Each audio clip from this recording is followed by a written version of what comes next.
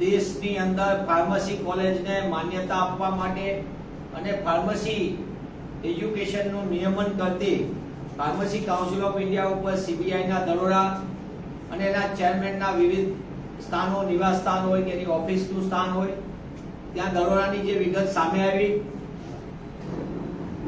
મોન્ટુ પટેલ નામના પીસીઆઈના ચેરમેન કે જેઓનો સીધો નાતો ભારતીય જનતા પાર્ટી સાથે પદાધિકારી તરીકે હતો. આ મોન્ટુભાઈ પટેલ સ્ટેટ કાઉન્સિલમાં પણ અહીંયા ગુજરાતમાં હતા અને ત્યાંથી પછી નેશનલ કાઉન્સિલમાં ગયા ચેરમેન તરીકે. પણ ભારતીય જનતા પાર્ટીના છેલ્લા 11 વર્ષના શાસનમાં કેન્દ્રની ભાજપ સરકારમાં વિવિધ કાઉન્સિલોના નામે લાંબા સમયથી લૂંટનો કારોબાર ચાલે છે. પછી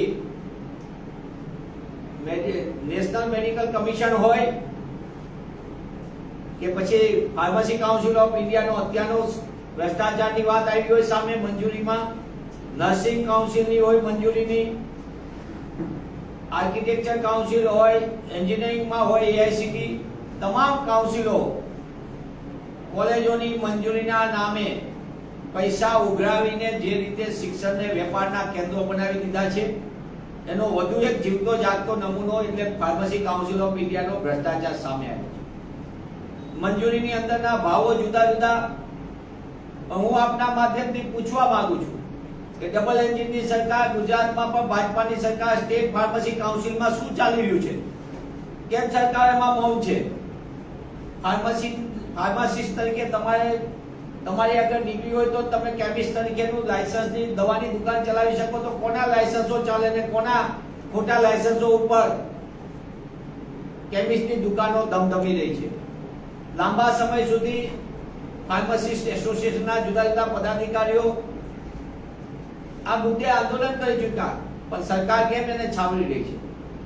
સાથોસાથ પીસીઆઈની અંદરના ભ્રષ્ટાચારની સાથોસાથે મંજૂરીની અંદર સરકારની નીતિને નિયત જુઓ. ગુજરાતમાં 84 જેટલી કોલેજો, એમાંથી માત્ર 3 કોલેજો, બે સરકારી અને એક ગ્રાન્ટેડ કોલેજો, એટલે મર્યાદિત કોલેજો સરકારી ને ગ્રાન્ટેડ વર્ષોથી. સરકારે છેલ્લા 20 વર્ષની અંદર સરકારી કોલેજ કે ગ્રાન્ટેડ કોલેજ એક પણ સ્થાપવા નથી દીધી.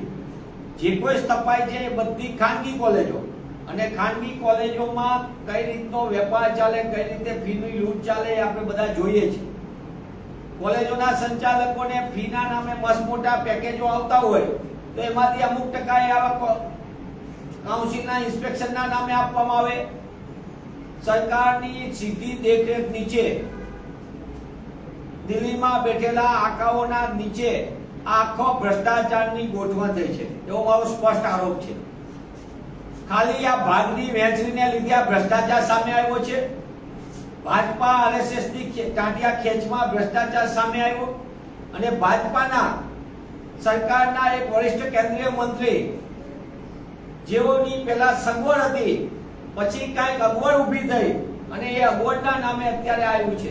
ત્યારે કોંગ્રેસ પક્ષ તરીકે અમે માંગ કરીએ છીએ કે ફાર્મસી કાઉન્સિલ ઓફ ઇન્ડિયાના સીબીઆઈની તપાસમાં એમાં અત્યારે જે બેફામપણે લૂંટનો કારોબાર ચાલ્યો, આવી કેટલી કોલેજો હતી, એ કોલેજોને માન્યતાની અંદર શું શું ખેલ થયો હતો, કઈ રીતે લાયસન્સ આપવામાં આવે છે લૂંટના. અને આ માત્ર ફાર્મસીમાં નહીં, નર્સિંગ છે, ડેન્ટલ છે, જ્યાં જ્યાં કાઉન્સિલ આવે અહીંયા ભ્રષ્ટાચાર. તો આની પણ તપાસની માંગ કોંગ્રેસ પક્ષ કરી રહી છે.